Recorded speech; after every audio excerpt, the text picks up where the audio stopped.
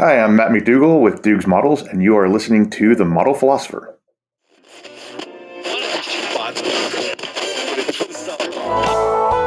Hello, NHIO. It's the web shop you need to know. The web shop everybody needs to know. NHIO, it's the web shop. Web shop you need to know. Tools, decals, files, and much more. Tools and decals, files, and much more. So don't lose time and visit the store. Visit the store. NHIO, NHIO. NHIO. Spend $50 or if you like even more to enjoy free shipping, free gift of your choice. To enjoy free shipping and free gift of your choice. Free gift of your choice. NHIO, NHIO, NHIO.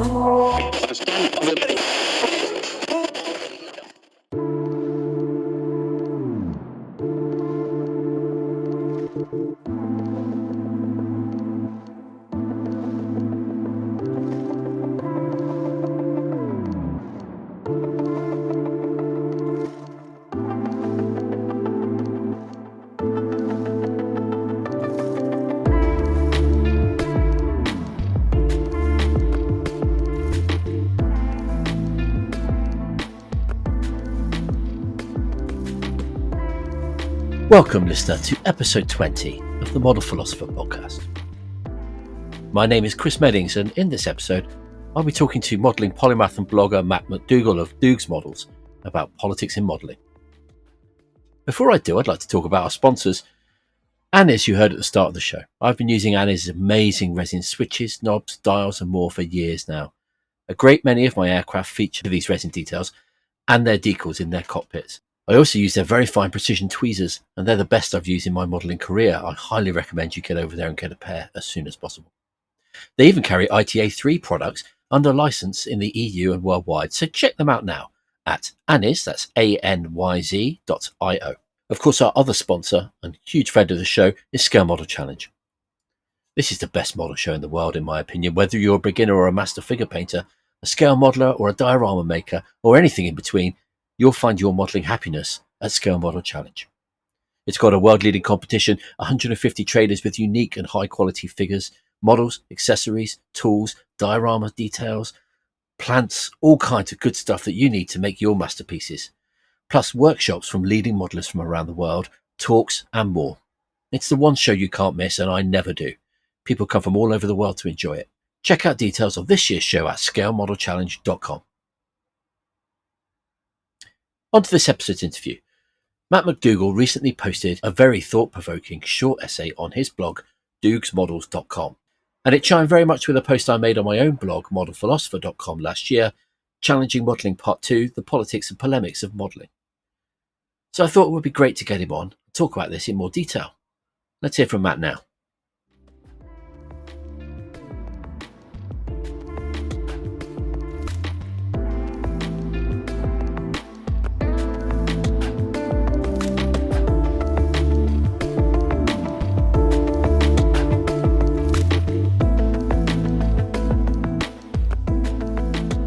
Welcome, Matt McDougall, to the Model Philosopher. Thank you for joining us today. Yeah, glad to be here. We've spoken a few times before. You were on the Models for Ukraine podcast, and of course we spoke to you a couple of times on the Sprue Cutters Union. But I wanted to get you back because you recently wrote a blog about politics in modelling. Now, let's start with some definitions to give us a frame of reference, which I think is something that you did in the blog, and I think it's helpful as well in the conversation we're going to have for people to understand where we're coming from. What are we talking about in terms of modelling when we say politics? Yeah, so with politics, I think kind of like how I've come around to the term of art and is modeling art, I think politics has layers, tiers, something like that. Like there's not just one thing that is politics. And so, running for office would be obviously political, canvassing for a candidate is political. But when you take this broader view of politics, kind of what Cicero wrote about in the Res Publica, this conception that the republic, the public thing, is a community bound by shared values. in that sense, anything that we do out in the public space carries some kind of weight either to support and hold up or to challenge those shared values in that community. So are you following traffic laws? That's a political act. Are you standing in a line? That's a political act. And to go even further from where Cicero was back then, we live in a capitalist society. So how you spend your money, the things you buy, where you spend your time, all of that is political. I mean, I haven't spent any money at Target this year because of their DEI garbage that they walked away from and kind of stabbed a whole bunch of people in the back. So yeah, I don't need to go to Target, so I'm not going to Target. I wouldn't buy a Tesla. I wouldn't accept money to take a Tesla. I think that's also a political act. And so basically, kind of everything we do, all the choices we make, even if they're, subconscious, they are saying something. There is some sort of message coming out of them. And that doesn't mean that like everything is this huge intentional political thing. It's not like I'm going to run for office, but it still has ripples. It still hits other people, bounces off them, influences them. And so there's just, I think, some value in being cognizant of that. I think at the most basic level, human interaction is politics, basically. Anything that's outside of ourselves and relates to other people is political in the sense of the body politic, the nation or the community or, any sort of group of people, any definition of it, and how they interact with each other. Do you think that's too far, or do you think that's fair, or what do you think? I think that's totally fair. And I mean, something I've been grappling with is this whole idea of, going back to the whole thing of like shared values and that body politic, and like everybody kind of comes from the same place and maybe disagrees how to get to how to best fulfill that thing. I think the challenge that we're facing today is there are a lot of us coming to the realization that those shared values were a myth. Those shared values don't seem to exist. And, it's one thing to, for example, somebody builds a BF-109 or a Panzer IV. Okay, in a world where we can just assume that everybody believes Nazis are bad and what they did was bad, and that is a toxic ideology, it's possible to like hand wave that away as, okay, that's, just representing history. Okay. But when a not insignificant portion of the population is like, yeah, Nazis are great, that changes the game. Then all of a sudden that, instead of being a thing in the past, that is now policy that is being relitigated. And you're building a representation of that policy. And that makes it not, there's no way that can just be history at that point. It is now a political statement too. And so I think that's where a lot of this is bubbling up from for me, where it's what was once assumed as kind of like we all have a shared stance, at least in like the broad strokes, doesn't seem to be there anymore. I mean, in the broadest strokes, you would think, certainly the way politicians couched it, that, and don't worry, listeners, we're going to get onto modelling, I promise. Certainly the way politicians couch it is that what everyone wants is for everybody in the country to do well and for the country to do well. And what they disagree on is how to get there.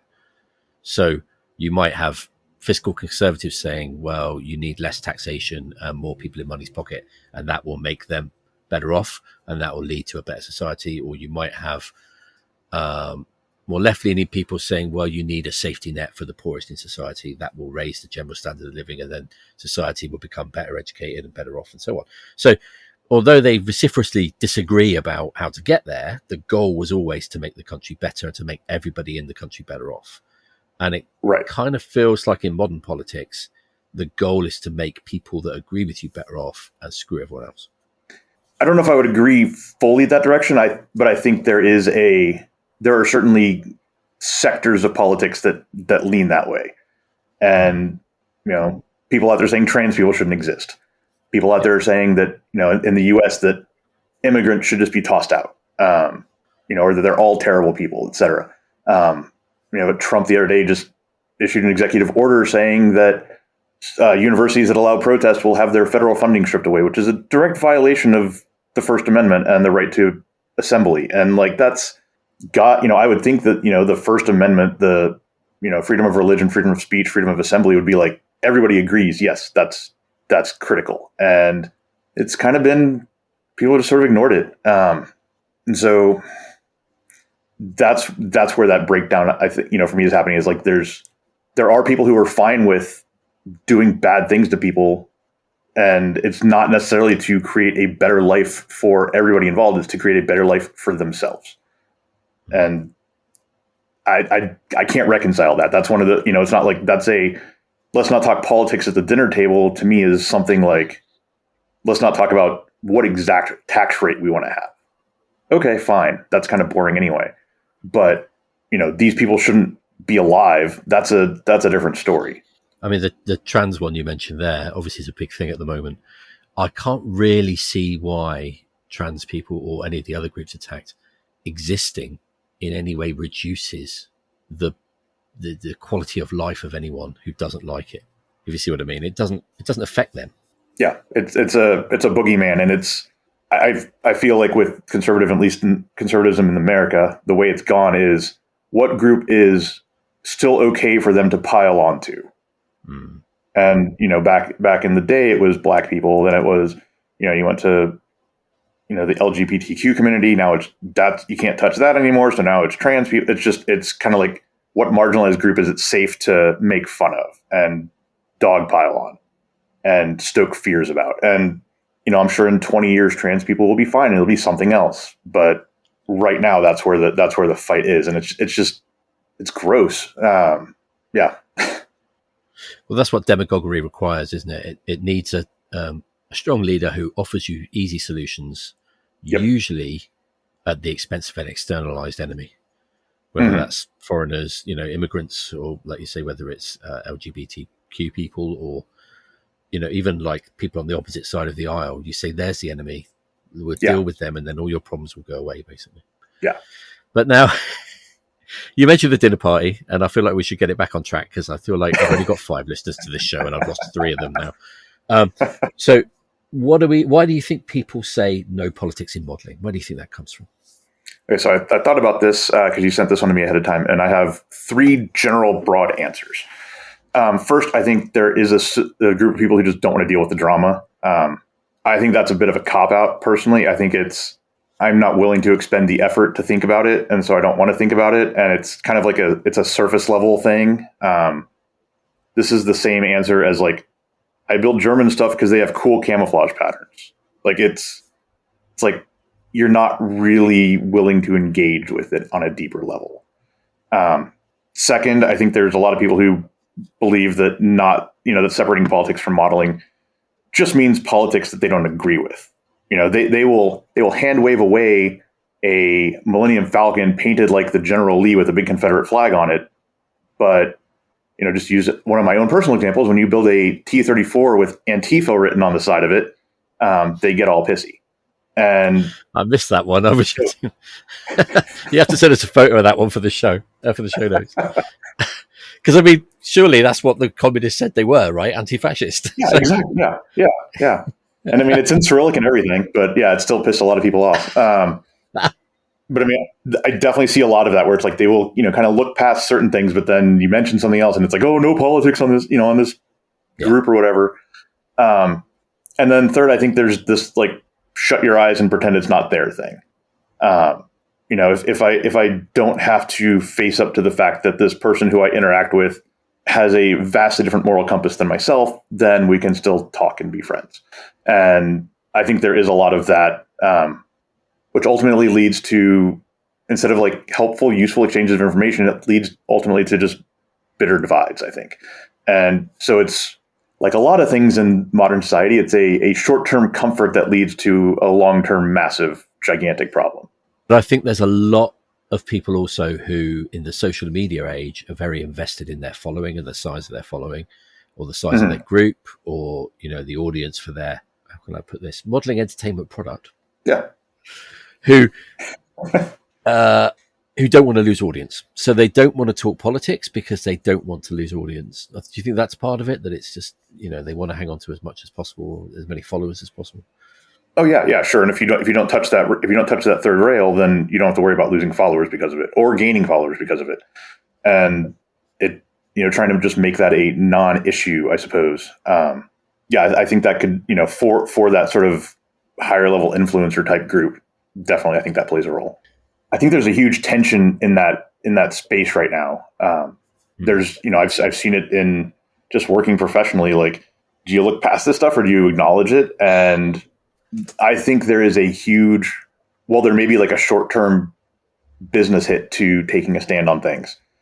I think there's a long-term upside to being authentic, and it's, being true to yourself. It'll just, it's a complicated thing to walk through in the moment, but I think looking back, like I don't think you will ever lose sleep over, losing some business because some tanky is like, I can't do business. It's like, oh, well, darn, you're out a few dollars or a few pounds, I guess.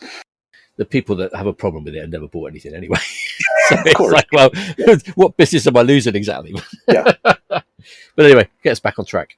So I think, it is pretty much the standard. I mean, we sort of talked about why people don't like to talk about politics in modelling, but I think it is at the moment the default setting, basically. Certainly it's in the rules of almost every modelling group on Facebook and every modelling forum and what have you. Do you think it's possible modelling military subjects to be apolitical? No. I think, like my answer about politics as layers and tiers, I think it's possible to be less political or more political. Like that's a slider that can be dialed up. But, in the broadest sense, these are all things designed to kill people, and they are an extension of some sort of national policy in one way or another.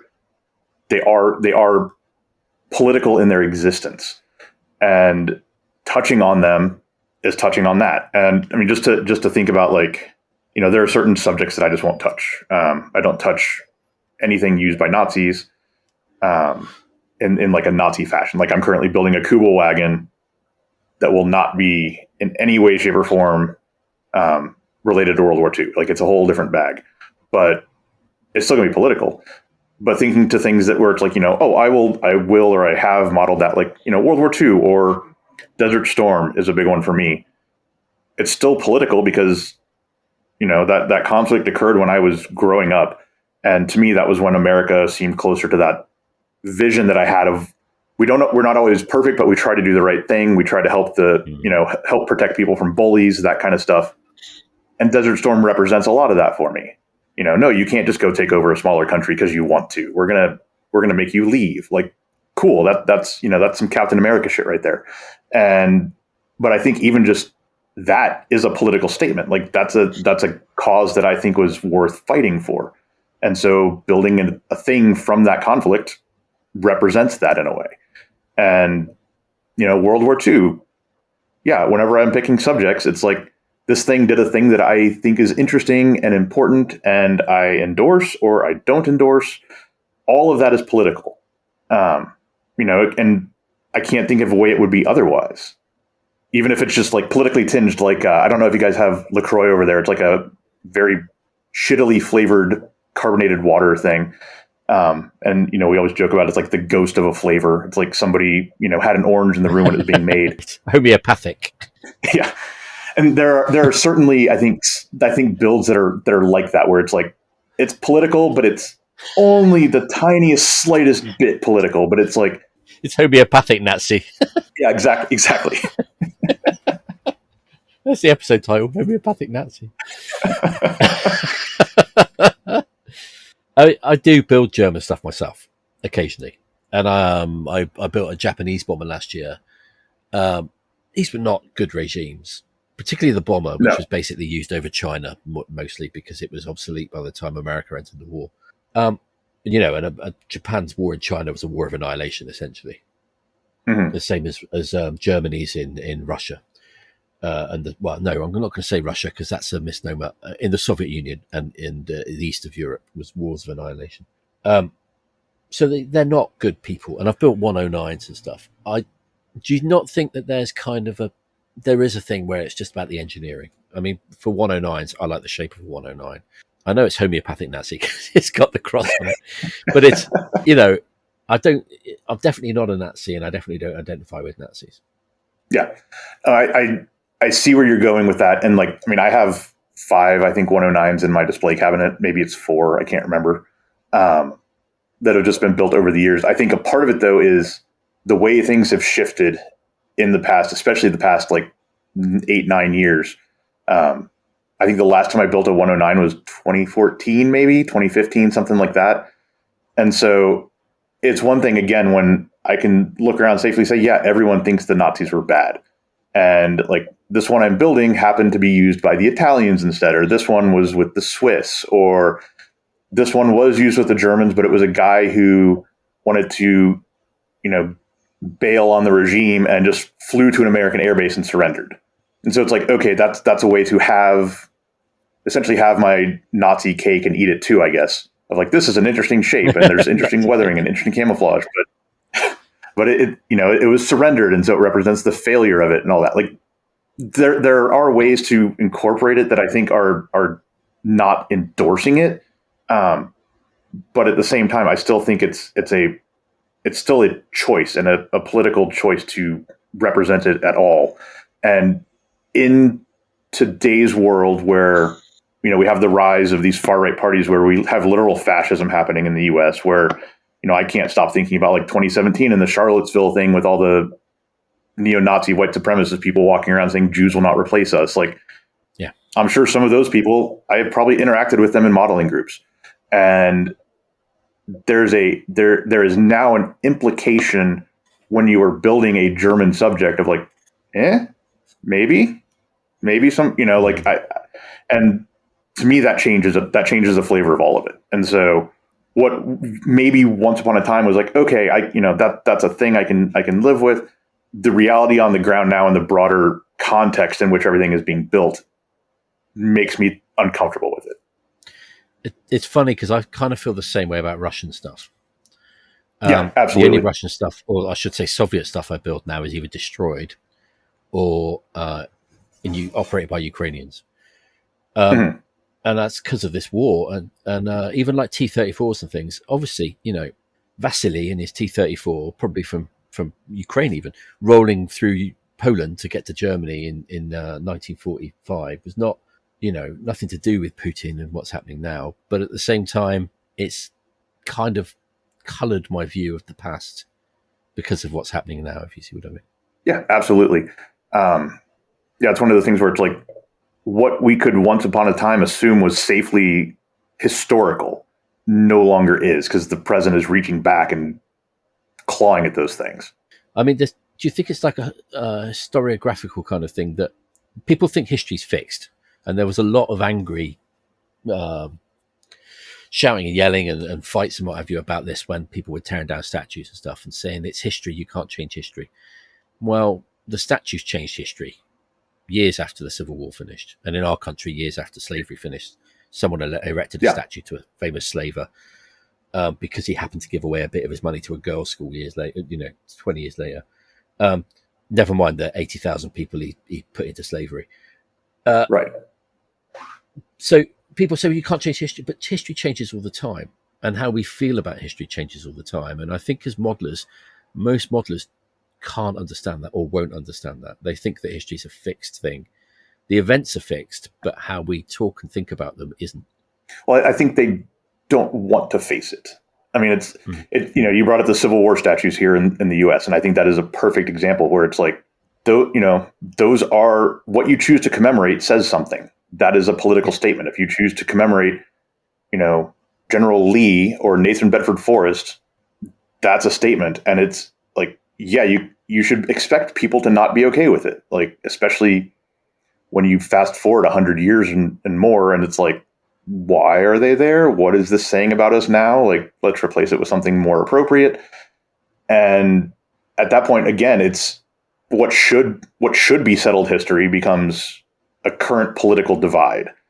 And I guess if you were to go back and like make a figure of, I don't know, trying to think of where you could get to that would be like non-political, and everything I come up with, it's like, well, you could make an argument, like Spartans. Okay, cool. But then you have all the white supremacists who glom onto Spartans and like the East versus West. And 90% of popular imagination about Spartans is fiction, invented after the fact to fit certain things at certain times, like the warrior, ethos and warfighter ethos and all this sort of stuff. Mm-hmm. I mean, you also get it with over here. You'll get the far right quite often sort of evoke the Battle of Britain and the Blitz spirit and everything as a way of harking back to some form of British power that they feel enhances their idea of Britain now, their vision of Britain now.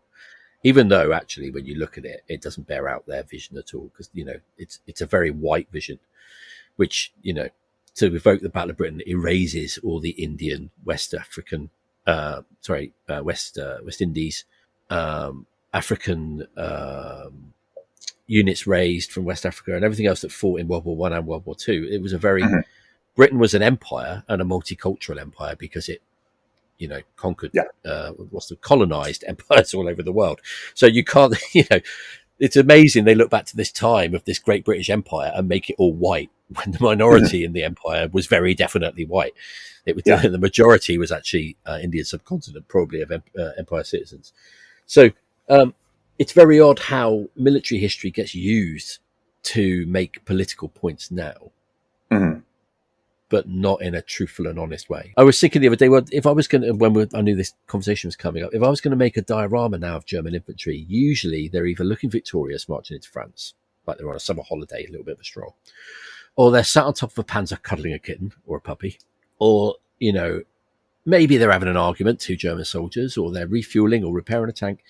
They're not doing any of the things that I think of when I think of the Nazi, attempt to conquer Europe. So I was thinking, really, where are all the dioramas of them setting fire to farmhouses in Belarus or Ukraine or Russia? Where are all the dioramas of them rounding up Polish Jews? Where are all the dioramas of them forcing French people into work and labour camps in Germany, or to work on farms in Germany, or whatever, or starving the Dutch in the Netherlands in the hunger winter? No one makes dioramas of these. Yet we talk that people always say they're honouring history, yet they censor history hugely with models. I've been thinking the same thing. And to pull it into a historical example, why doesn't somebody make a diorama of the Polish resistance assassinating Nazi officers? You want to put a German in your thing, have him being shot in the back of the head. There's all kinds of ways to tell these stories, and that do carry that very strong political stance with them that people back away from. And instead, it's to your point, Germans petting kittens and pointing at things, and that, to me, that sanitizes them in a way. Exactly. That's what I was getting at. Yeah. By leaving out all the things that made them Nazi. Yeah. It kind of makes them just another army. Just, they were just guys fighting for each other and all this guff that people talk. Yeah. Never mind the fact they were conquering other people's countries and whatnot. So you don't think really that, I've made this argument myself. You don't think that modelling current conflicts is more political than historical conflicts? I think current is probably more just because it is fresh and it's happening now. And going back to, depending on the conflict you go back to, the conflict may largely be, I hate to say apolitical, but you're more likely to find a lot of people on, in World War II, that was a quote unquote good war. And it was fought for, at least on the Allied side, it was fought for reasons that are considered worth fighting for. As opposed to what's going on in Gaza, for example. I have a lot of sympathy for the Israeli people. After the October attacks, it was God, this is hurt. It was beyond a simple act of terrorism. It was a mini invasion, basically. And so it's I understand the defending yourself from that and all. I get that. I get the, hey, they took hostages. That's not great. But then what it turns into is also really, really not great. And it's it's, if not genocide, it's genocide adjacent. And again, it deserves, world condemnation. And it's there's no way to even touch any of that right now without getting your hands dirty. And so it's one of those when I see, anti-Semites running around saying all kinds of shit, it's that makes me want to go out and build a Merkava or something like that. But then I see what they're doing in Israel right now, and it's oh, never mind.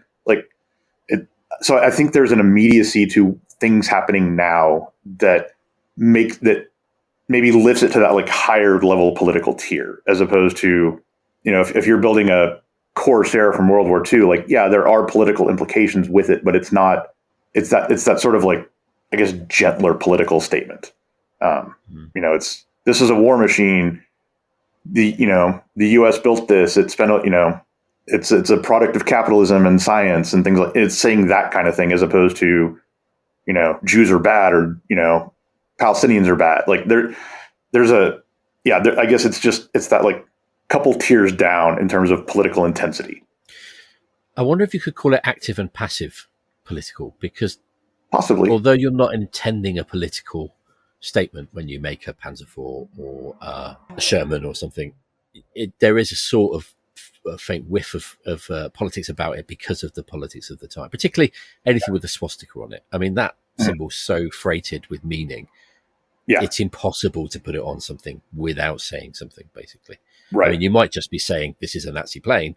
I'll get people writing in now, the plane wasn't Nazi. The plane didn't join the Nazi party. You know what I mean? Shut up. Yeah. But it may not, you may not be saying, oh, Nazis, they were great because they had great planes. You're just saying it was a plane that was part of that regime, and that brings with it the memory and all the things we understand about World War II.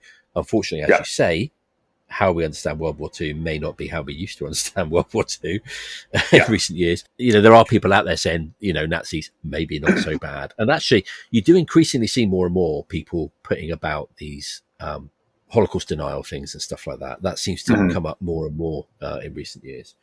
Yeah. So, you can't say it's not political to make these things, but it's not as political as building something now with a Z on it. Do you think it's possible to build something from a current conflict just because you want to build the model and say no politics?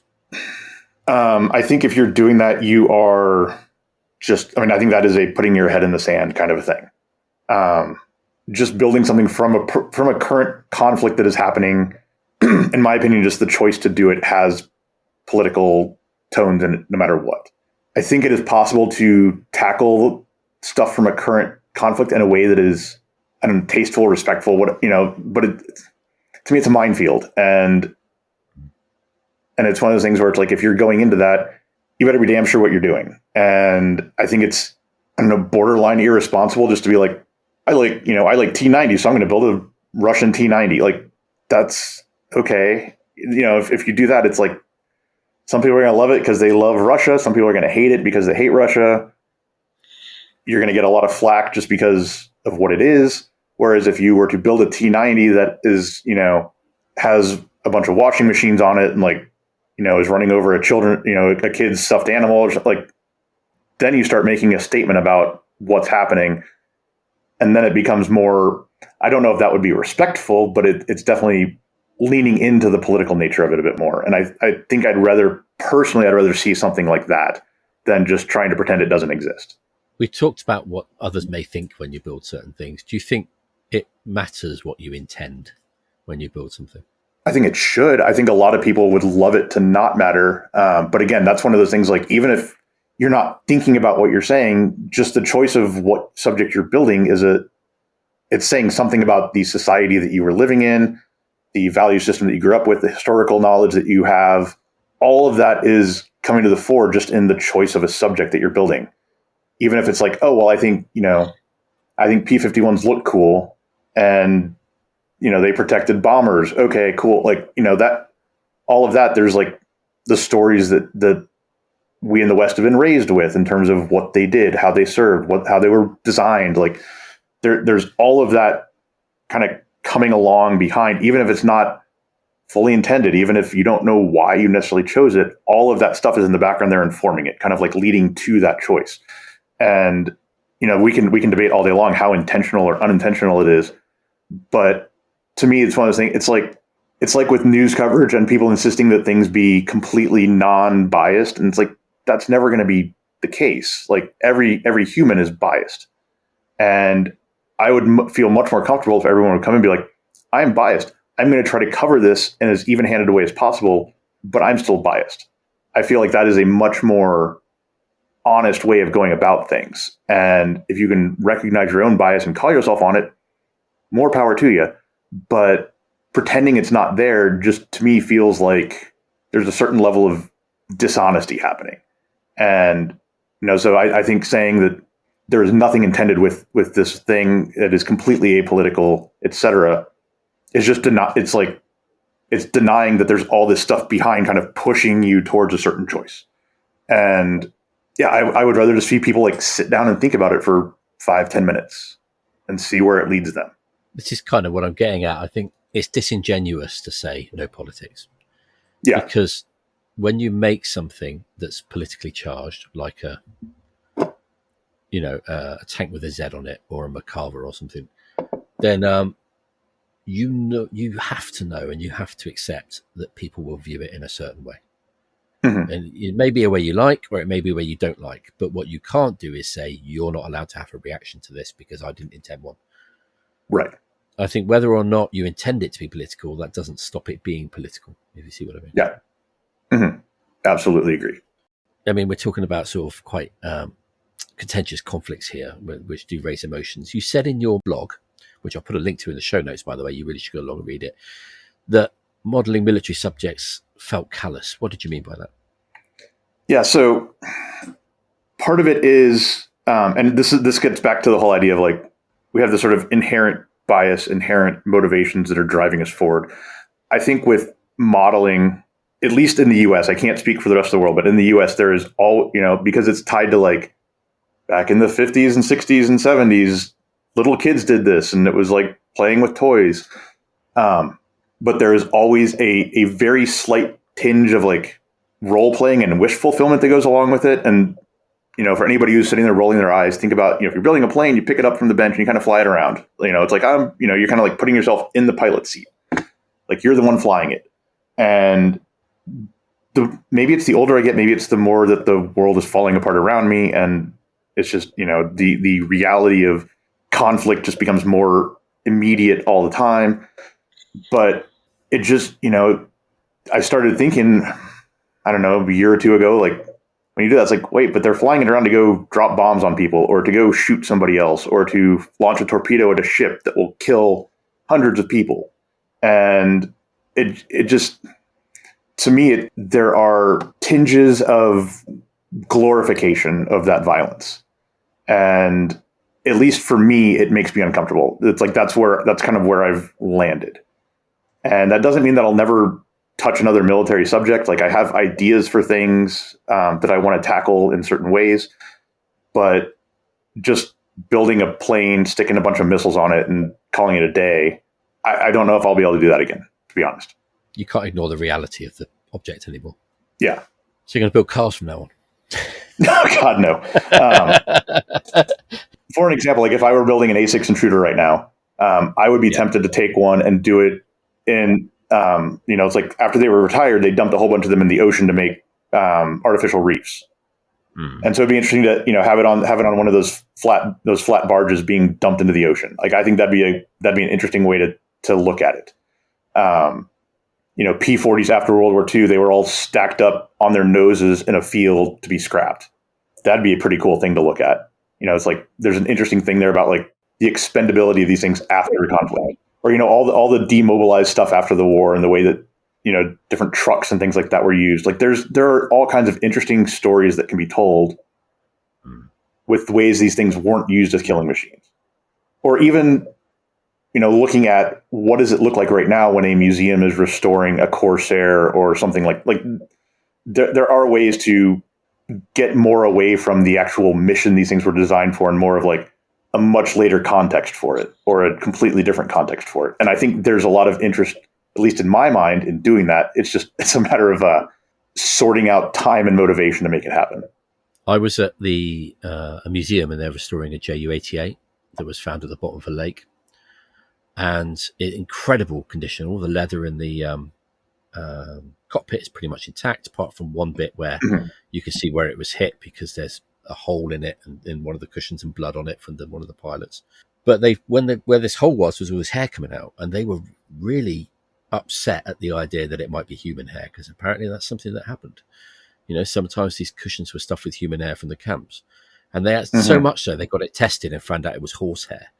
So even when dealing with real things, people are very aware, perhaps more so, are very aware of what these things were designed to do, what went into making them, and everything else. But I think sometimes as modelers, people just switch off and don't want to think about it at all. Yeah, I would agree with that. I mean, there's a step removed there, though, from not wanting to think about it. And like you said, when you're kids, I mean, quite often building a plane as a kid was because you couldn't fly a plane. That's as close as you could get. Yeah. Was building a model Spitfire or something, because you wanted to be up there, you wanted to be flying around. And I think, like you say, there is still that part of us that's still sort of active imagination in that way, even if it's not as big as it is, and even if we tend to look at things more in a sort of a. I think modelers quite often avoid thinking about what they build and why they build it by focusing on the detail of what they're building. If you see what I mean, they get so lost in the minutia. That Yeah. can't see the forest for the trees, basically. Now, you also mentioned the A word in your blog. You made the connection between art and modelling, and I'd just like to sound the klaxon. Don't everyone, we're going to talk about is modelling art again, which is like this show's main theme. Do you think modelling is art? And what is art? Yeah, so I've had an evolution on this. I used to think that modeling in general was not art, but that some of it could be, and that it was like a medium like any other. And so, for example, like photography, there's absolutely photography that is art, but there is also me taking a picture of sour cream at the grocery store to make sure that I'm buying the right one. That's not art. That is just a pure function. There is me writing a to-do list for the week at work. There's also writing novels. Like the medium does not necessarily create the art. It's just a medium. Modeling is just a medium. But I don't think anybody is out there necessarily just making models for purely functional purposes like a grocery list. And so because of that, it is a form of human expression. And I wouldn't necessarily put capital A art on it, but kind of like politics, there's maybe tiers or layers to it. And so I think even just what models you tend to accumulate in your stash counts as some sort of form of art. It says something. I think building something and then bailing on it halfway through, there's something artistic in that even. Like it's saying something about the fickleness of motivation. There's, whether you choose to weather something or not weather it, how you choose to present it, if you choose just to follow the instructions or if you choose to go crazy and do, I think all of that is expression in one way or another. And so all of it counts to some degree as art. I don't know if I would slap a capital A art on it. I don't know if I would put all of it in a gallery. I think it's almost like a gradient or, spectrum. And just from that perspective, though, considering that it is expression, I think that's where it has to be viewed as some kind of artistic pursuit. It's just, I think the limiting factor here is that art is such a broad term. So yeah, personally, I think that coming at it from that engineering exercise perspective is still its own form of expression. You're making a choice to come at it that way. And why somebody may choose to come at it that way, that's, I think, there are all kinds of reasons that we can debate about and wonder about. Maybe it's some of the forest for the trees, not having to think about the broader implications. But even within that duplication exercise, you still have like, what are you focusing on for duplication? Are you focusing on the shape? Are you focusing on individual details? Are you focusing on getting the colors right? If so, why does that matter so much? Are you focusing on the weathering, or do you think that it shouldn't have any weathering because it's purely representing the form of the thing? In which case, I think that's all, it's like all these choices are a cumulative expression. And yeah, they may be less of a capital A art than other things, but I think it still counts. It's still, it's still a human making choices as they create a thing. I mean, the reason I'm asking this, people might think, hang on a minute, if we switched over to is modelling art, it's because you raised this in the blog. Art is political. People like to say modelling is art, but somehow they want to take the politics out of the art when it's modelling. Yeah. You're duplicating, let's go to the engineering exercise thing. You're duplicating, I don't know, an F-111 that was doing stuff in the Cold War. Okay. You chose the F-111. Why? What countries are it representing? Why? The choice of that upholds a certain understanding and worldview. Why? Like all of it is a political statement, even if it's a relatively anodyne one. It's still a political statement. And that is what it is. And I don't think I don't think there's anything like good or bad in that. It's not like, ooh, politics bad, or politics, thank God you're mentioning politics. It just is like, if I build a model of something is because I think it's interesting enough to build something of it and to represent it in a way. And why I think it is interesting is based on a whole bunch of stuff, again, coming along behind me, pushing me towards that. And that could be the history that I learned growing up. It could, it's all a reflection of like the world I live in and the society I live in. And I don't think there's anything wrong in acknowledging that. And if it's supporting your worldview and holding it up, okay, just, I would rather just have people acknowledge it instead of pretend that it's like divorced from anything else. I mean, just to give a couple of examples, I went to Japan a few years ago, and a friend of mine took me to Yokosuka, which is where the Naval Arsenal used to be near Yokohama. And there's a museum there dedicated to a French engineer. And the reason he was there was because Japan was remilitarizing, and they wanted someone to come and help them with heavy casting technology for ships, for making casemates for ships, which at the time was Japan, as I said, remilitarizing and looking to expand its influence, if not its empire at the time, in Southeast Asia, particularly over sort of, the immediate neighbors. And at the same time in the US, you had another French engineer or other French engineers brought over to help design the Sherman tank and the suspension particularly and things like that. And that was part of American internationalism at the time and reaching out into the world rather than being isolated. Mm-hmm. So there's always, no matter what you make, there's always a political dimension to it somewhere. Yeah. I've gone back on the same subject there. I've kind of lost the track a bit. And we were more talking about art, weren't we? And I think in art, people think that art isn't political because it's just, Van Gogh painted some nice flowers. There's always politics in it. Even when times when it's just like portrait of rich and famous people, how they were portrayed gave subtle little political messages to people that knew how to read them. Yeah.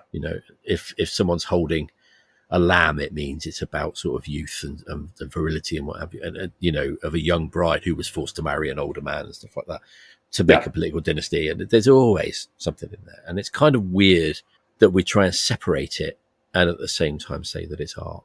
Yeah. And I mean, you even think about something like landscapes of, fields. And it's like, okay, well, at that point you are celebrating and holding up the idea of, this sort of like pastoral life and agriculture and what. I'm like, if somebody did that in literature, you would think, oh yeah, that's obviously, that's art. And it's, and they're making a political statement about the valorization of the small independent farmer. But if you see a landscape and you're like, that's not art, it's just pictures of wheat fields. It's like, no, it's the same thing in a different medium. And I don't think there's any difficulty in calling either one of those art or political. Again, even if it's not like a massive, controversial, contentious political issue, it's still supporting a certain stance, supporting a certain way of seeing the world, and supporting an existing system. I know in Britain, landscape painting was a reaction to industrialization. But of course, generally speaking, the only people who could afford to be an artist and actually live were people who came from very well-to-do families. So what you essentially get is the elites fantasizing and mythologizing about this past agricultural idyll where everyone looked happy instead of actually working all day and night just to stay alive. And being grindingly poor in the process, as a way of making a critical comment about industrialization. So, a wheat field painting is political. It really is. And people, they don't know that because they don't know enough about art. And it's the same with modeling. If they don't know their model's political, it's because they're not, it's going to get me in trouble. They're not thinking hard enough about what they're modeling is what I'm trying to say. I mean, for me, you talk about the P-51 earlier. That carries all kinds of meanings about the arsenal of democracy, about how America built its wealth and industrialization by providing the free world with weapons. And that's that's the Captain America story you're talking about. But it's a political story that built the post-war power that so abruptly seems to want to be destroyed now, but that built that sort of, the Pax Americana essentially in 1945. And I mean, there's all kinds of interesting, there's all kinds of interesting, like, stories of or capitalist tones in it as well. Like they built the P-51 because they didn't want to pay licensing fees to Curtiss for the P-40. And they were like, we could just design our own plane instead. And they did that. And it's like, the P-51 itself is a statement. And choosing to build it is reflecting the interest in that. It's like there's all of it just ties in, even if to your point, you're not necessarily aware of it. Like there's something about it in society that pushed you in that direction. Like the migration of African American workers away from larger population centres towards cities that previously didn't have big populations because of the arms factories that would employ them and stuff. There's all kinds of sort of demographic and political things in there. And people say, if people want to say, well, I'm not really interested in history, I just want to build the plane, that's one thing. But if they want to say they're building the plane because they're interested in history, then there's a lot of history, the politics that goes with that. Yeah. I mean, one of the things that's always interested me and that has, that keeps pulling me back into modeling over the years is I'm a big fan or aficionado, I guess, of like small history, of like little details in history that aren't the big sweeping thing like this battle and that leader and whatnot. But, the fact that they used to have to put covers on the tires of mosquitoes because of the fluids leaking out of the engine would degrade the rubber. And it's like, that's a little detail, but it's fascinating. And it leaves like all this other stuff. But there's all these backstories and all these little details baked into every single one of these things. And to me, that's what makes a lot of them interesting, is because with ADHD and hyperfocus and stuff, I love to go down little rabbit holes. And so for me, that stuff makes it all interesting. But then there's all this stuff behind the creation. The mosquito was created a certain way because they didn't have certain materials. And so they need to find, and it's like all this stuff sets up different things behind it, all these layers of meaning and import that are fascinating. And so for me, the idea of somebody just, I like the shape of it, so I'm just going to build it. It's very surface level, and it's, I don't know. I personally wish people had more curiosity about the world around them, but I think we've seen in recent years that that's oftentimes not the case. Not just curiosity, but I think as well, they're either unwilling or unable to analytically challenge information they get about the world around them. Yeah. It's like not even having the vocabulary in the first place. Which is interesting because modelling is about research, and a lot of modelers do a lot of research. But I think it's quite often very technical, very narrow. I think Steve Zaloga wrote a great blog about this a while ago, a great piece about this, where he said that scale modelers like to think they're historians, but they're terrible because they don't really know anything about history. They know everything about the history of the gears inside the gearbox of a tank that was at a certain battle, but they don't know anything about, why it was there or the sort of the grander picture. They're very sort of narrow focused. Do you think it would benefit modeling if people had a wider focus and a wider understanding of what they're making? Absolutely. I definitely do. It's one of those, like, I'm a big fan of context, and I think all that is context. Why is it there? What's it doing there? And to me, that always ties into different, all the different aspects of what makes these things interesting. It ties into the smaller history of things. Just to give an example, I don't know why I'm bringing up intruders like crazy today, but when I was building my intruder, and I was researching like what the hell they did in Desert Storm and whatnot, and they were cleared to carry harpoons, like the AGM-84 anti-ship missile at the time, but they didn't in the Persian Gulf. And I was like, why? Because, they're like, Iraq technically had a navy, not a significant one, but it was like, okay, so they needed some sort of anti-ship capability because they were trying to come out and attack destroyers or something like that. And they wouldn't use harpoons because there was a chance that if they missed, the harpoons were so persistent and their targeting systems were so like dialed in that there was a chance they would, if they just didn't lock onto the Iraqi ships, they would just target an allied ship and go after it instead. And so it was like, well, we probably shouldn't use these in this confined space.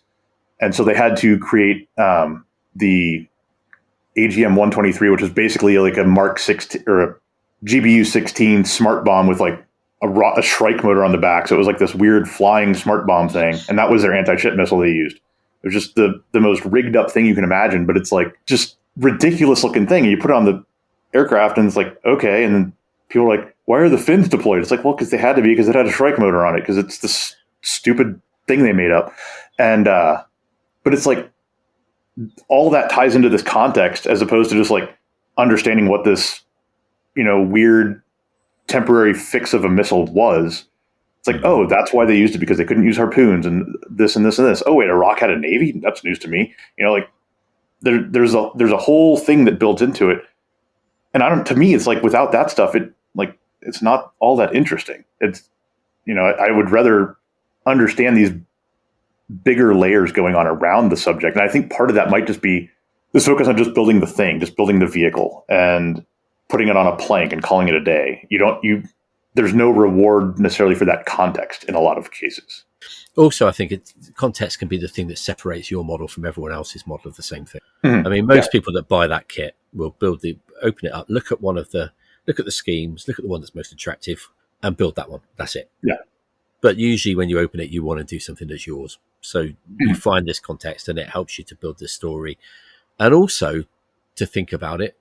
In the political context we're talking about. I mean, one of the other reasons is not just friendly US ships that those harpoons might have hit. That's one of the busiest shipping lanes in the world. Yeah. And if a US aircraft launches a missile that sinks a Saudi ship, you've got a big problem on your hands, basically. Yeah. Yeah. Or a massive oil tanker and causes it, that's. Yeah. Huge environmental disaster and hundreds of lives. Yeah. Mhm.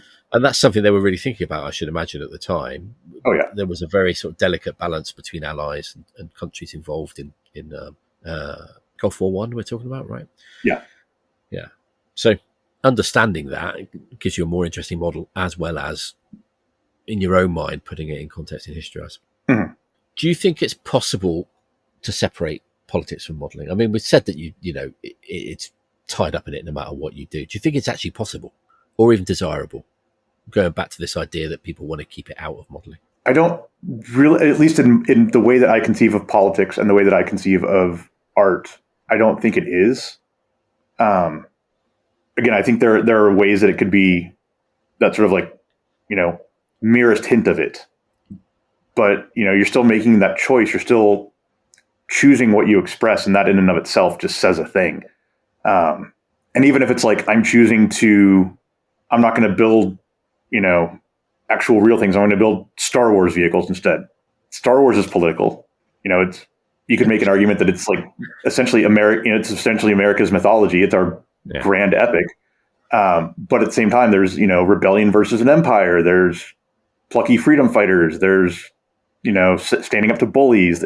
There's all kinds of stuff in there too. And so there's a heavy strain of the Pacific War in there as well. The Imperial Navy is very sort of Japanese and very, yeah.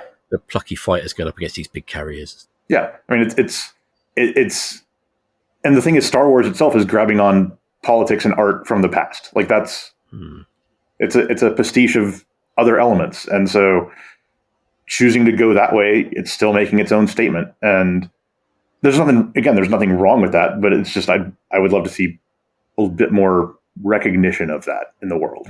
And as if it wasn't political enough, of course, people then put, crosses, Balkan cruises on ATSTs and things, just to make sure, it's political, right? Yeah. And they say, no politics, it's just what if. Something whiffs, all right. So do you think it's legitimate to say no politics when people say no politics in modelling, do you think they, aren't they basically telling other people to not do something that you can't not do? Yeah. Do you think I'm going to be very interested to be putting that to the test over the next, I don't know, as I start getting some of these projects I have in progress out the door and see what happens, because they are going to be political in ways that can't really be ignored. So that'll be fun. I have found with some of my own stuff that was subtly political, people missed it. You have to be, modelers are not the sharpest tools sometimes. You have to be pretty blunt if you want them to get the point. Well, these will be blunt enough that I think even, yeah. You think, is this a bit much? Is this a bit on the nose? And people are still like, what does it mean? Yeah, no, this will be so extremely on the nose that like it will not be missed. At least the one I'm currently working on. So yeah, I don't want to give too much away at this point because who knows how long it'll take to get there. But yeah, well, and there's always a risk it might not get there. So you learn, don't you, not to talk about projects until they're pretty much nailed on. Otherwise, it's almost like a jinx. They won't happen if you talk about them. Plus, I've realized since getting diagnosed with ADHD that there's this thing where it's like if you start talking about something, your brain thinks you've already finished it, and then you're less likely to do it. So, yeah, I find that building project sometimes that I've thought about it so much that I'm kind of done it, and I don't actually need to complete the model because mentally I've done it. Yeah. I was talking about this with a mutual friend of ours before I came on. Actually, talking about this conversation we were going to have. Something that really bothers me about this no politics in modelling that people cry about, and it's happened a lot in the last 24 hours because a good friend of mine, Stefan Ezra Bride, has started a group build to raise money for Ukraine. He's posted it on a few groups and been absolutely attacked by people saying no politics in modeling. How dare you? What would you do if I, did one to raise money for Russia and all this sort of thing? It kind of bemuses me that people think they can set the rules for everybody else about what they're not allowed to do in modeling. It seems kind of odd that they think that's okay. I think that is a problem that we just have in the world generally right now. And I think it's infecting modeling in terms of, and it's weird because a lot of the strains of that, like trying to tell people what they can and can't do, come from the same people who are like, you can't tell me what to do, you can't control me.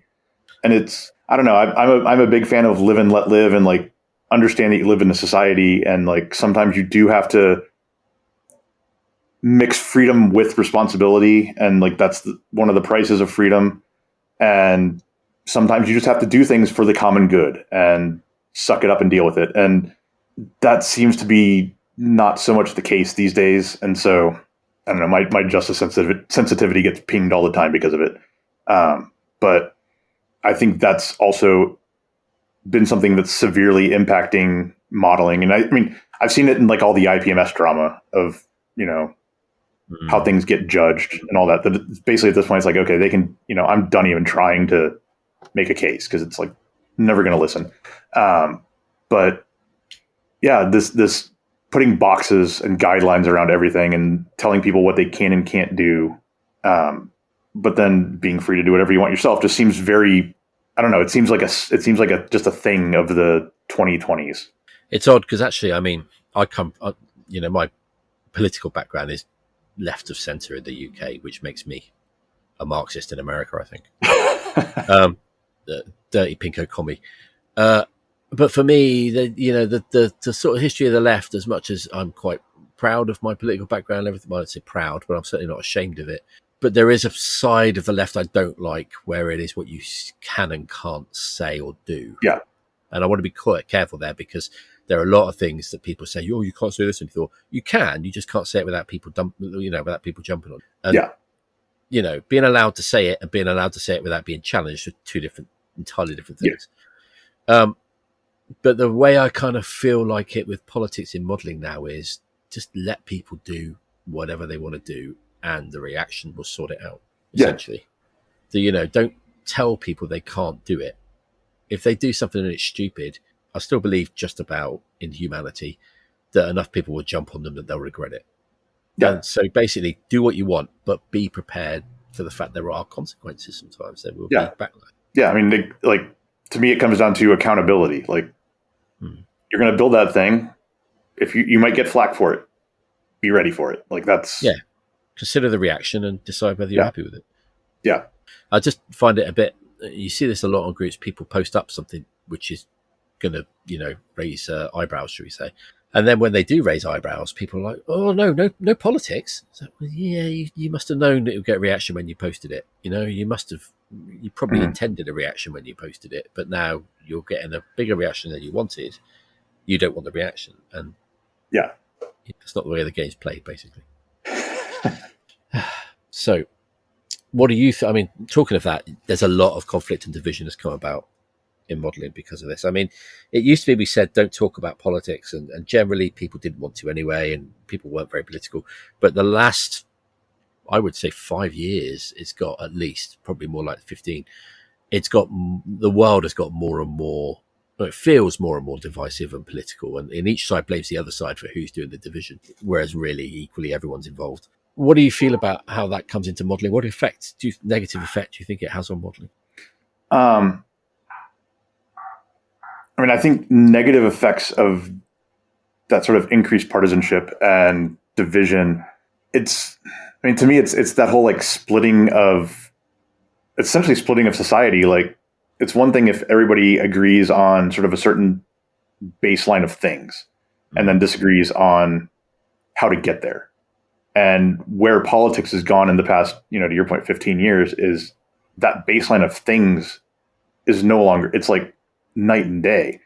And, I can disagree with somebody all day long on like, well, the speed limit here should be this, not that. Or, we should, the incentive for buying an electric vehicle should be this much, or, things like that. Like, we can debate that all day long, sure. But when it gets down to like torture is bad, no, torture's fine. Like there's no middle ground that you can come to there. There's no like, well, just a little bit of torture is fine. And like just a little bit of ethnic cleansing, that's okay. And at that point, it's like, I don't know how you bridge those divides. And it's very difficult to just paper over them and be like, okay, we just won't talk about it. That I don't know where that leads in any way that is productive or good. And I like, and when I posted my I thought very gently, softly worded frustration at what happened in the Oval Office with Zelensky last week, and basically like I'm ashamed of seeing what this country's done to its standing in the world. Got like 500 comments within 6 hours and massive shitstorm, and it's like I don't know where to go with that, and I don't want to say no politics and stuff because there are a lot of people in there that I've managed to block who I have interacted with before who, well, that's good to know that they're that willing to sacrifice a country that got invaded just because their current political affiliation is on the other team. And to me, it's I can't in good faith live with that. And so, yeah, it makes me sad to see the division arise, but it makes me more sad that it has arisen in the first place, as opposed to like it's just in modeling. Like to me, it's bigger than that. Modeling is just it's one battlefield for all this. This idea, no politics in modeling, I think requires the idea that you can separate your model life from the rest of your life. Do you think that's actually realistic? I think it's funny that we're having this conversation when Severance is currently airing because it's. I love that show.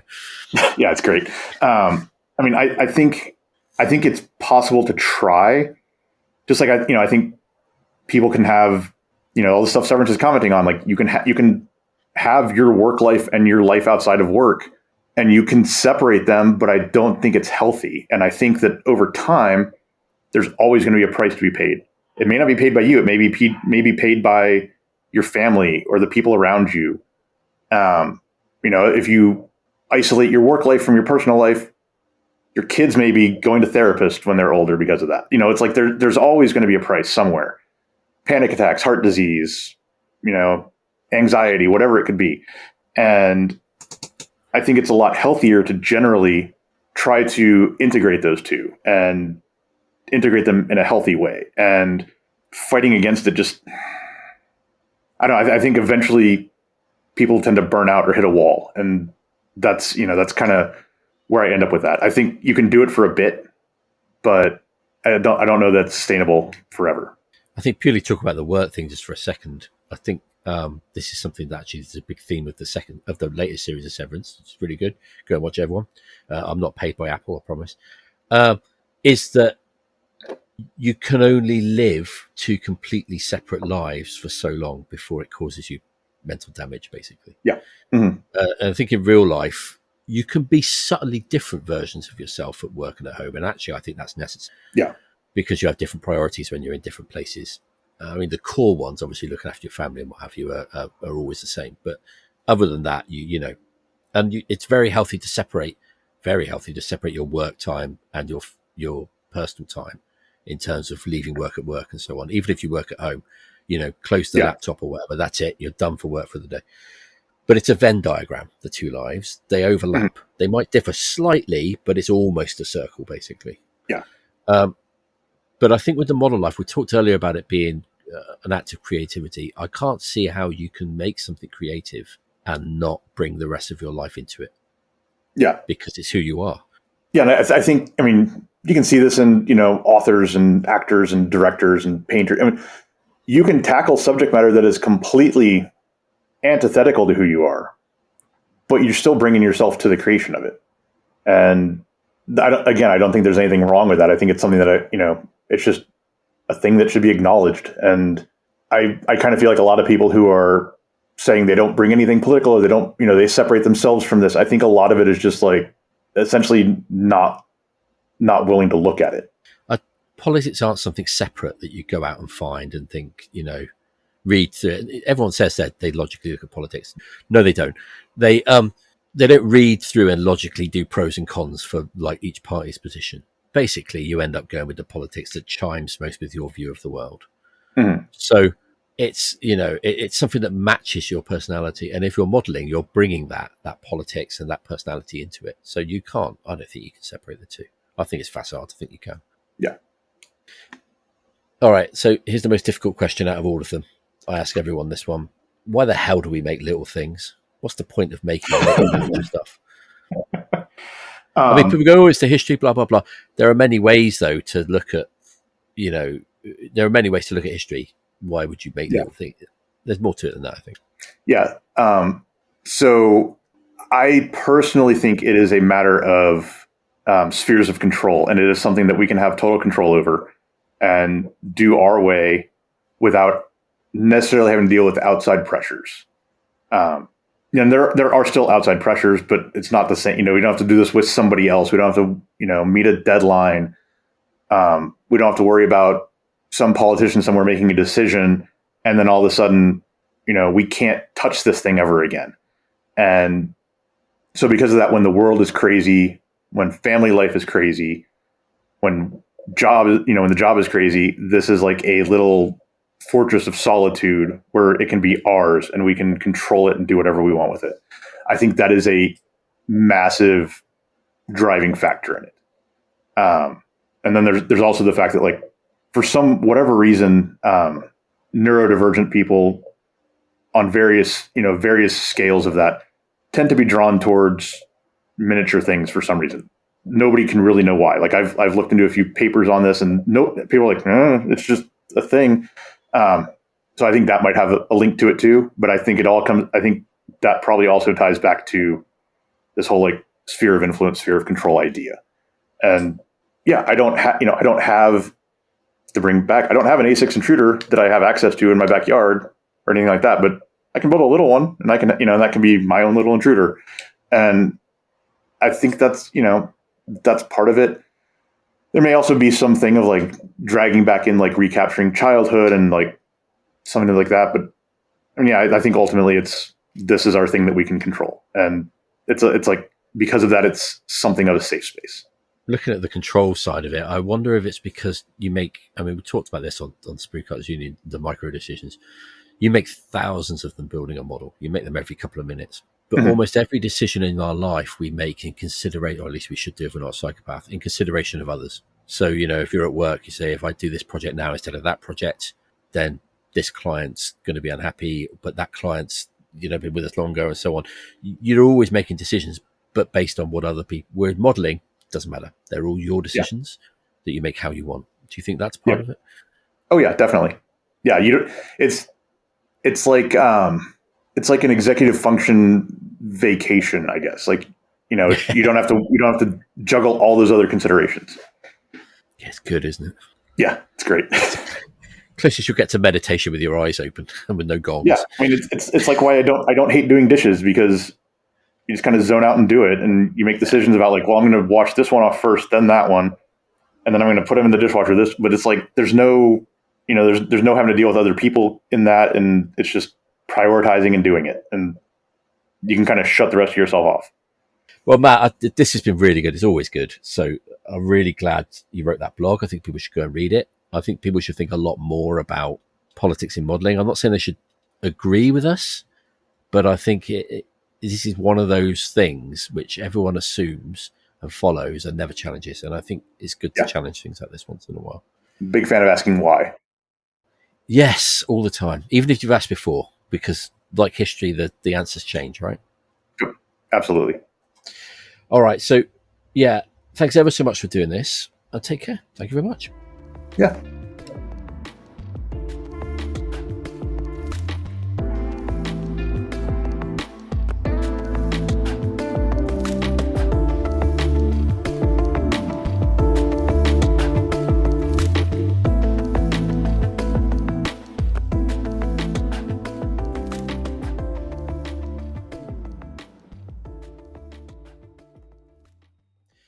The idea of talking about or depicting politics in modelling is still anathema to many people. But as Matt said, and I agree, it's an artificial concept to try to eliminate it from a pursuit that is so much a part of our individual lives.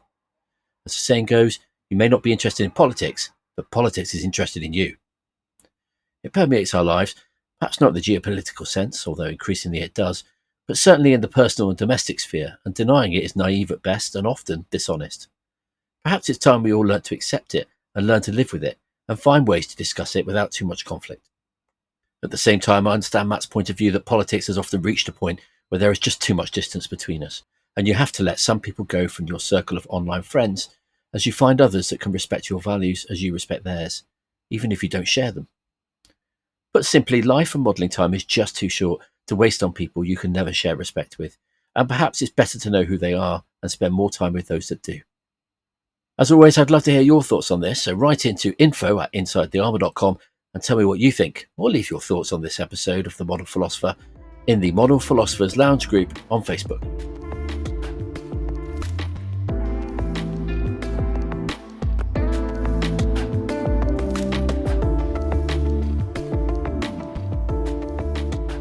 Right, so my good friend Stefan Bridle, also known by his blog Warhammer Jason, is running a new group build on Facebook and Bluesky called #4Ukraine to raise money for Ukraine in light of the pressure put on them recently to capitulate.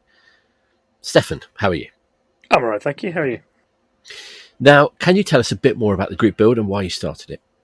Yeah, I mean, I think like many people, after watching the news kind of live from the Oval Office and seeing that, I don't know, is fiasco the right word? That display, I was cross, frankly, and didn't really know how to deal with it. And I think, in common with lots of people, I was reaching out for something I could do that might make a difference, make a change in a world where things seem out of control, just to try and find something that I could hold on to and maybe actually feel like it might make a difference. And I was wondering what options there were, and then I thought about all the kind of group builds that go on in the modelling communities on social media, and thought, well, maybe that's something we could harness as a bit of a force for good. So, and then I reached out to you, and you gave me some very good advice about various options, and it's kind of, it's grown from there. You've been involved in group builds for charity things before, haven't you? On X, actually.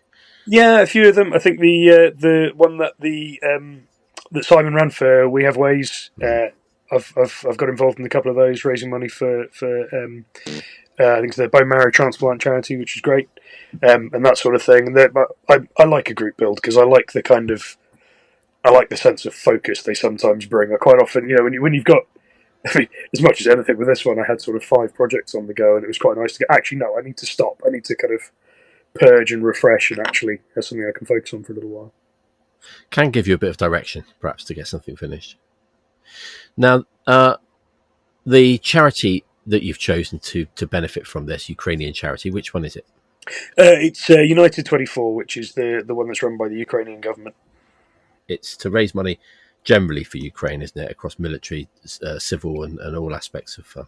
Yeah, and I think the thing I like about it is I was talking to a group of friends of mine on a little modelling WhatsApp, and it was interesting talking to them because a couple of them said things like that maybe were would like to contribute and so on. But some people I talked to kind of were comfortable with contributing to the kind of humanitarian side, but have quite reasonable objections to contributing to buying weapons and so on. Now, I think one of the things I like about United 24 is you can choose where the money goes. So I think you can choose to donate money to humanitarian kind of causes or to kind of direct military causes and that kind of thing, which I think is a nice feature and gives people a nice kind of a degree of control, I suppose, over what they contribute to. Bit of agency over where their money goes. Yeah. And of course, at this stage, 3 years after the war started, and social media being what it is, there's a lot of things out there which are essentially scams to get your money. So, there's a lot of really good charities and really good causes, but along with that, there's always a couple which are not. And I think sometimes people can be a bit worried about what they're giving money to. So being such a big organization with a good reputation, well documented and everything, it's pretty safe to donate. I think with a lot of these things, there's also a general concern about, how much of what you're donating gets kind of wrapped up in the kind of organisers of charity things, and that, kind of disappears on bureaucratic costs and that kind of thing, at least with it going direct to the government. Hopefully, that means that more of it goes to where it's needed. Now, in terms of how the money's raised, essentially it's your ticket you buy to take part in the GB, right?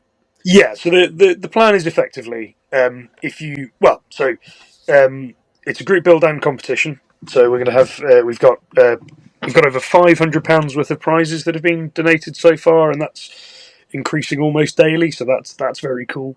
But the idea is if you want to enter the competition, basically you fill in a form, you make a donation, you submit the photos of your completed entries to the competition, along with a photograph of the confirmation of your donation, and that's you in.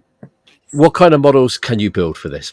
If I'm honest, I think anything connected to kind of Ukraine and its history. I mean, the theme we've gone with is "Here I am, Slava," glory to the heroes. It's a slogan that's been used since the 1920s. So, I know some people have quite reasonable qualms, should we say, about building things connected with current conflicts, which is fair enough. But that also kind of incorporates perhaps historical themes. I suppose from my point of view, as long as it's in the spirit of being something that's in support of Ukraine. So, civilian themes around celebrating Ukrainian culture, perhaps Ukrainian independence, that kind of thing. I know someone wants to build a one of the Austin armored cars of kind of Nestor the Makhno's gang in the in 1917. So that would be an interesting theme, and I think would probably fit within this. Someone I know suggested building Rebel Alliance X-wing from Star Wars in blue and yellow colours. I'm perfectly happy. Tangential, but it's close enough. I think the main thing is, if you're contributing, if you're supporting, if you enjoy it, and you want to make a difference, then I'm pretty easygoing. Now, unfortunately, you faced a bit of hostility for this online. Yeah, I was quite surprised by that. If I'm honest, I shouldn't have been, but I was. I think it's still a minority, though. I think most people are taking it, either ignoring it if they're not into it, which is, of course, everyone's prerogative on the internet, for goodness sake. But also, most people are, taking part in the spirit, and there's not too much trouble. So, do get involved. How do people get involved? So, I suppose the easiest thing to do is if you're on Bluesky, if you check out the hashtag, so hashtag for Ukraine GB. Or if you are on Facebook, if you have a look at the hashtag for Ukraine GB Facebook group and join in with either of those, I'm posting pretty regular updates with information about how to join, how to get involved, prizes, because we've got some really quite exciting and quite kind of closely linked to Ukraine prizes up on offer. So that's probably the easiest thing. At the same time, if you want to reach out to me directly on social media, if you're someone who's not really, I know some people aren't necessarily into kind of joining groups and so on, but if you'd like to reach out to me directly, I'm more than happy to get in touch that way. And I'm sure, Chris, if people got in touch with you, I'm happy for you to pass on my kind of contact details if they're people who aren't necessarily on social media. Now, can you tell us about some of the prizes? Yeah, I've got some really exciting ones. We of course have a voucher for Inside the Armour, which is I'm very envious of. I'm quite frustrated I can't enter my own competition and try and win that one. And a copy of your Models for Ukraine book. We have had, for example, Andrew, who makes 3D printed models of Ukrainian drones and so on, has offered some of his pieces. We're just finalising what that's going to be, but that's up there. We've had some model kits donated, and one of the things that's quite cool is they're quite kind of the people donating them are quite spread around the world. So wherever you are, it might be something that's particularly kind of close to you or accessible to you. What else we have? We've had some paint brushes, sets of kind of figure painting detail brushes donated by Hawk Miniatures, which is amazing. It's very exciting. I mean, I've lost count of the number of people who've got in touch to donate things. When is the closing date for the group build? I think, sorry. So the closing date for the competition is the 1st of August, and the idea is that if you make the submissions by the 1st of August, we will announce the winners on the 24th of August, which is Ukrainian Independence Day. All right, then. So, Stefan, thank you very much for joining us. I hope everybody listening gets involved. It's such a broad topic. There's all sorts of endlessly creative ways you can do this, and it's really a good opportunity to exercise your creative minds and do some good at the same time. Yeah, and I was talking to you about some of my plans for. I mean, obviously I can't enter the competition, but things I'm thinking about building. It's quite the opportunities to think about things like storytelling and combining different types of elements and vignettes and dioramas and that kind of stuff is great. So and also learning a little bit more about Ukrainian culture. I mean, the rabbit hole I've gone down researching Leopard 2s, having been on a vehicle crew and then looking at kind of differences in what the Ukrainian crews are doing from what we would do, comparing that perhaps to the German vehicles in their kind of previous life. That's fascinating. And also, we've got a couple of people involved in the group build who are serving with the Ukrainian forces, and some of them have kind of offered some really interesting contributions in terms of what kinds of things Ukrainian soldiers have and what they value. That's proving very interesting. Yeah, it's a very particular war because of where it's being fought in terms of it's being fought on their homeland, which means that in some ways they're very close to their homes and to their lines of communication and everything else. But at the same time, there's the drone warfare, there's the prevalent use of sort of aerial intelligence and all kinds of other things. And it's a very sort of, for people that are nerdy about military stuff, it's a very interesting war. But hopefully we can do some good as well. So thank you, Stefan, for doing this and for running the group build. And I hope everyone gets involved.